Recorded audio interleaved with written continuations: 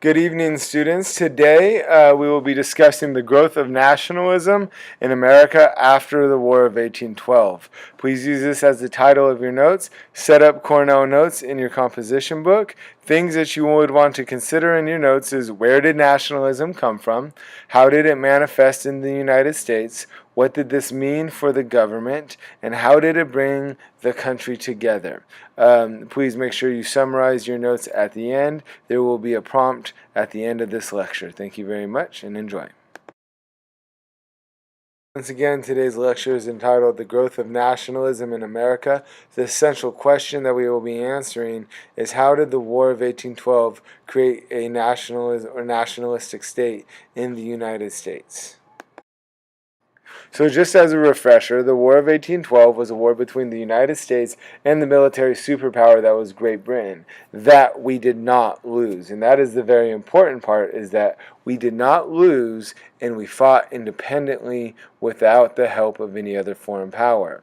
We fought to a standoff against Great Britain without the assistance of any other nation, and this ushers in a great period of nationalism for the United States. The people were extremely proud that we were able to defend our shores against a foreign power and do it on our own 2 feet. The war ends with the Treaty of Ghent, and it demonstrated to the international community that the United States needed to be taken seriously as a nation. The war demonstrated the United States had a fighting prowess, and it finally solidified the border between Canada and the United States and made for sure that Britain would no longer interfere in our affairs. While the War of 1812 was seen as a good thing for politics in the United States, one political party met its death after the War of 1812, and that was the Federalists. The Federalists, being the opposition party to the president, opposed the War of 1812. And the fact that the war was seen as a success, essentially it meant that anybody who opposed it would lose credibility with the people of the United States.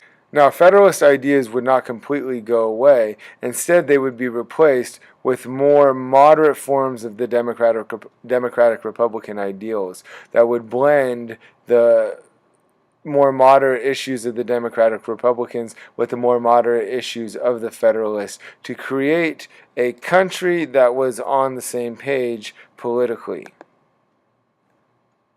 This would become to be known as the era of good feeling. Essentially the effect of having only one dominant political party with more or less everybody on the same page. I know it's hard for us to imagine a unified government, considering the partisan nature of our politics today. But what happens when the government works together? Well, the answer is great things and progress. Now, the era of good feeling brought the United States together under one political party, a moderate form of Democratic Republicans. The central government would become stronger and more effective thanks to the following things that happened during the era of good feeling. First, the creation of infrastructure tying the country together. Secondly, the court cases vesting more power into the central government. And most importantly, lack of political competition, which meant in turn, political cooperation. Now, the one branch of government that was still controlled by the Federalists was the Supreme Court. And there was several landmark rulings that would provide power to the federal government during this period of time. The first was McCulloch versus Maryland, which said that only the federal government had the power to tax the state, and the state could not tax the federal government. Secondly was Gibbons versus Ogden, and this said that the federal government would be able to rule over interstate trade between different states. And then lastly, it was Dartmouth College versus Woodward, and what this said is that the states could not interfere with or nullify corporate contracts, that only the federal government had the power to do that.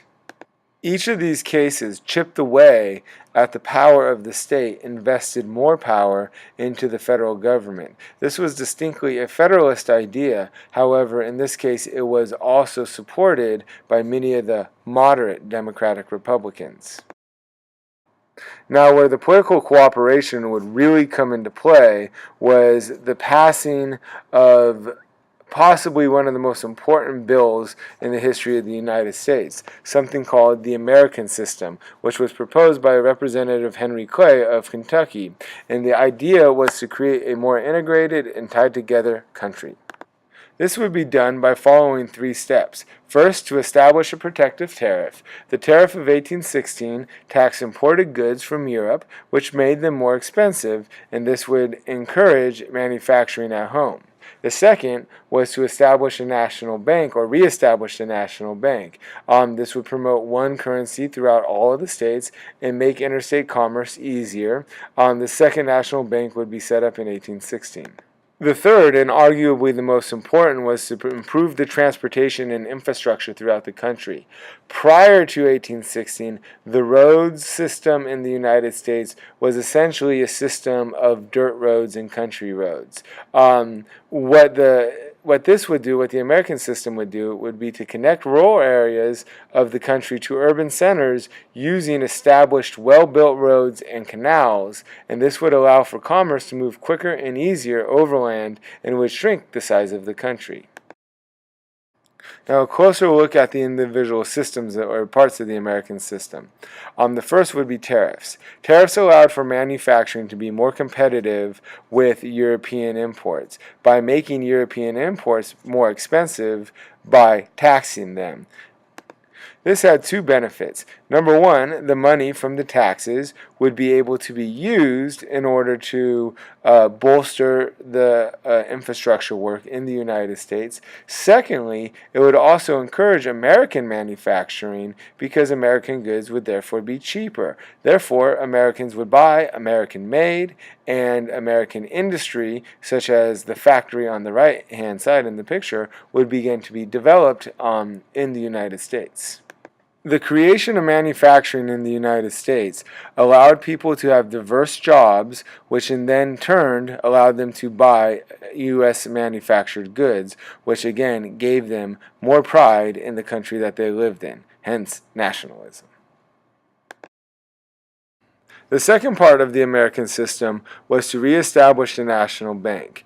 With the national bank, the businessmen were able to get loans to build their businesses here in the United States. The United States could diversify the economy from a farming and shipping economy to a more industrialized economy where we would be able to manufacture items that could be sold in our country and also overseas. In order to start a business, however, you need capital. In order to get capital, well, you need a loan. The United States Bank, or the National Bank, would be able to supply loans to people who wish to start businesses in the United States. Having people build their businesses in the United States allowed them to be proud of their country and allowed them to buy American, which increased nationalistic feelings. The last and possibly most important part of the American system was the building of infrastructure in the United States. This would take place within 2 projects. First, the National Road, and then secondly, the Erie Canal. The National Road would connect Cumberland, Maryland with central Illinois and all the states in between. What this would do was connect western parts of the country with the eastern urban centers through a nice, wide, and easily passable road that farmers would easily be able to bring their goods down on. The Erie Canal connected Albany, New York with Buffalo, New York, and the Great Lakes system. By allowing it to be connected with the Great Lakes system, that meant shipping could be done all the way as far away as Chicago with New York City. Therefore, interior ports on the Great Lakes could ship their goods out of New York City to countries and states abroad with relatively ease and speed. By making the country smaller and easier to traverse with these infrastructure projects, it brought people from all sections of the country closer together and allowed them to share a common identity, hence nationalism. As a summary to your notes, I would like you to explain with specific detail how nationalism was created following the War of 1812 and what specific ideas and events did it lead to in the United States in terms of creating a more cohesive and together United States. Thank you, and we will discuss this in class tomorrow. Have a good night.